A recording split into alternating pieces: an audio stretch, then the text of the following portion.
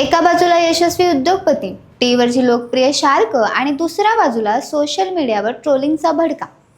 नेमकं काय घडलं असं की एका साध्या रीलमुळे संपूर्ण देशात चर्चा सुरू झाली? नमाजच्या आरोग्यदायी फायद्यांविषयी बोलणे इतकं वादग्रस्त का ठरलं? आणि या सगळ्याच्या केंद्रस्थानी असलेल्या नमिता थापर खरंच कोण आहेत? चला, आज आपण एका अशा कहाणीमध्ये शिरतोय जिथे यश, वाद, विचार आणि समाजाचा आरसा सगळं एकत्र दिसणार आहे. नमस्कार, मी किशोरी खांडेकर आणि तुम्ही पाहत आहात अनफिल्टर्ड महाराष्ट्र. सुरुवात करूया त्या व्हिडिओपासून ज्याने हे वादळ उठवलं. काही आठवड्यांपूर्वी नमिता थापर यांनी एक साधा रील पोस्ट केला. विषय होता नमाजाचे आरोग्यदायी फायदे. त्या रीलमध्ये त्यांनी नमाजामधील शारीरिक हालचाली कशा योगासारख्या आहेत, कशा त्या शरीरासाठी फायदेशीर ठरू शकतात याबद्दल सांगितलं. त्यांच्या मते नमाज ही फक्त धार्मिक प्रार्थना नसून ते एक प्रकारची फिजिकल ॲक्टिव्हिटी देखील आहे, जो शरीर आणि मन दोन्हीला फायदेशीर ठरते. पण सोशल मीडिया म्हणजे एक रणांगणच. काही लोकांनी या विचाराचं स्वागत केलं तर काहींनी जोरदार विरोध. तुम्ही हे काय बोलताय? हा अजेंडा आहे का? तुम्ही धर्माचं प्रमोशन करताय का? अशा अनेक प्रश्नांनी आणि आरोपांनी त्यांच्या कमेंट सेक्शनला अक्षरशः आग लावली. ट्रोलिंग इतकी वाढली की हा विषय राष्ट्रीय चर्चेचा मुद्दा बनला. पण इथेच थांबायचं नव्हतं. नमिता यांनी या ट्रोलिंगला घाबरून शांत बसण्याऐवजी पुन्हा एक रील बनवली. यावेळी त्यांनी संदेश स्पष्ट होता: ट्रोलिंग चालू ठेवा, देव बघतोय. हा आत्मविश्वास, ही भूमिका अनेकांना प्रेरणादायी वाटली, तर काहींना आणखी चीड आणणारी. आता प्रश्न असा पडतो की इतक्या ठामपणे आपलं मत मांडणारी ही महिला नेमकी कोण आहे?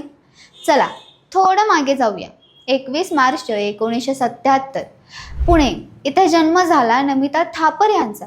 त्या एका व्यावसायिक कुटुंबातून येतात. त्यांचे वडील सतीश मेहता एमक्यूर फार्मा या मोठ्या औषध निर्मिती कंपनीचे संस्थापक. म्हणजेच व्यवसायाचं बीज त्यांना घरातूनच मिळालं होतं. पण फक्त बिझनेस फॅमिलीमधून येणं म्हणजे यश हमखास मिळतं असं नाही. नमिता यांनी स्वतःचा मार्ग स्वतः तयार केला. वयाच्या अवघ्या 21व्या वर्षी त्यांनी चार्टर्ड अकाउंटंट ही कठीण परीक्षा पास केली. 4 वर्षाची मेहनत, सातत्य आणि प्रचंड फोकस यामुळेच हे शक्य झालं. त्यानंतर त्यांनी अमेरिकेत गायडन कॉर्पोरेशनमध्ये 6 वर्ष काम केलं. म्हणजेच त्यांनी फक्त कुटुंबाच्या व्यवसायावर अवलंबून न राहता आंतरराष्ट्रीय अनुभवही घेतला. त्यानंतर त्यांनी डक युनिव्हर्सिटीमधून MBA पूर्ण केलं, जे जगातील प्रतिष्ठित बिझनेस शिक्षणांपैकी एक मानलं जातं. 2007 मध्ये त्यांनी एमक्यूर फार्मामध्ये CFO म्हणून प्रवेश केला आणि हळूहळू त्या कंपनीच्या भारतातील पूर्ण वेळ संचालक बनल्या. आज ही कंपनी 70 पेक्षा जास्त देशांमध्ये व्यवसाय करते आणि हजारो लोकांना रोजगार देते. एका मुलाखतीत त्यांनी सांगितलं होतं की त्या कंपनीच्या भारतातील बिझनेस एकटाच हजारो कोटी रुपयांचा आहे. म्हणजेच त्या फक्त नावापुरत्या डायरेक्टर नाहीत, तर प्रत्यक्षात मोठे ऑपरेशन सांभाळणाऱ्या लीडर आहेत. पण इथेच त्यांची कहाणी संपत नाही. त्यांना देशभरात प्रसिद्धी मिळाली ती शार्क टँक इंडिया या शोमुळे. त्या शोमध्ये त्या शार्क म्हणजेच गुंतवणूकदार म्हणून सहभागी झाला. अनेक स्टार्टअप्समध्ये त्यांनी गुंतवणूक केली आणि तरुण उद्योजकांना मार्गदर्शन केलं. एका रिपोर्टनुसार त्यांनी पहिल्याच सीझनमध्ये 25 कंपन्यांमध्ये जवळपास 10 कोटी रुपये गुंतवले. म्हणजेच त्या फक्त TV स्टार नाहीत, तर ॲक्टिव्ह इन्व्हेस्टर देखील आहेत. सोशल मीडियावरही त्यांची मोठी उपस्थिती आहे. इंस्टाग्रामवर लाखो फॉलोअर्स, नियमित रील्स आणि विविध विषयांवर स्पष्ट मते यामुळे त्या सतत चर्चेत असतात. पण जितकं यश तितकीच टीका. काही लोक त्यांना नेपो किड म्हणतात, म्हणजे वडिलांच्या पैशांवर यश मिळालं असा आरोप. पण यावर नमिता यांनी स्पष्ट उत्तर दिलं आहे: मी 500 कोटीच्या कंपनीला 8,000 कोटींपर्यंत नेलं. म्हणजेच त्यांनी फक्त वारसा जपला नाही, तर त्यात प्रचंड वाढही केली. त्यांच्या जीवनशैलीबद्दलही खूप चर्चा होते. महागड्या गाड्या, BMW X7, Mercedes GLE, Audi Q7, आलिशान जीवनशैली. पण त्याचवेळी त्या वैयक्तिक विकास, कामावर प्रेम आणि मेहनतीचं महत्त्व याबद्दल सतत बोलतात. एकदा त्यांनी सांगितलं होतं, आपल्या आयुष्याचा 80% वेळ कामात जातो, त्यामुळे तुम्हाला तुमचं काम आवडणं खूप महत्त्वाचं आहे. ही विचारसरणी त्यांच्या व्यक्तिमत्वाचा एक भाग आहे. आता पुन्हा येऊया त्या वादाकडे. नमाजच्या आरोग्य फायद्यांबद्दल बोलणं खरंच चुकीचं आहे का?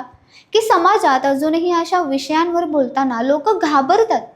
नमिता यांनी जे सांगितलं ते विज्ञानाच्या दृष्टीने पाहिलं तर चुकीचं नाही. नमाजमधील हालचाली योगासारख्या आहेत हे अनेकांनी मान्य केलं आहे.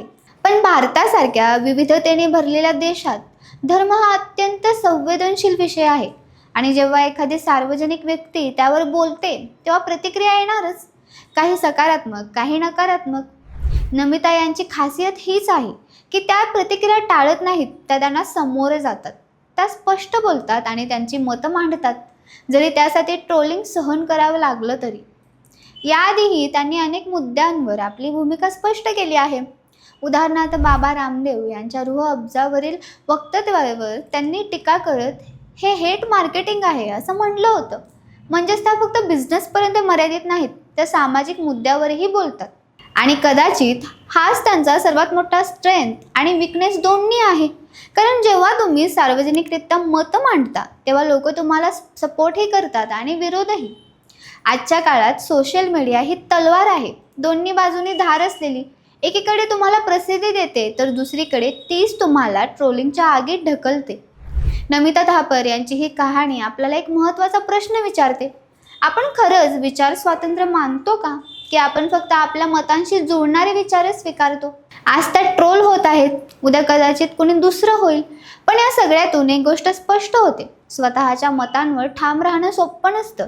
आणि म्हणूनच नमिता थापर ही फक्त एक उद्योजिका नाही, एक शार्क नाही, तर त्या एक उदाहरण आहेत आत्मविश्वासाचं, स्पष्ट वक्तेपणाचं आणि स्वतःच्या मार्गाने चालण्याचं. शेवटी एकच प्रश्न तुमच्यासाठी, जर तुम्ही त्यांच्या जागी असता तर काय केलं असतं? शांत बसला असता की पुन्हा एक व्हिडिओ बनवून तुमचं मत मांडलं असतं? कारण आजच्या जगात सर्वात मोठी गोष्ट म्हणजे तुमचा आवाज आणि तो वापरण्याची हिंमत. तुम्हाला जर ही माहिती आवडली असेल तर चॅनलला लाईक करा, शेअर करा आणि सबस्क्राईब करायला विसरू नका. धन्यवाद.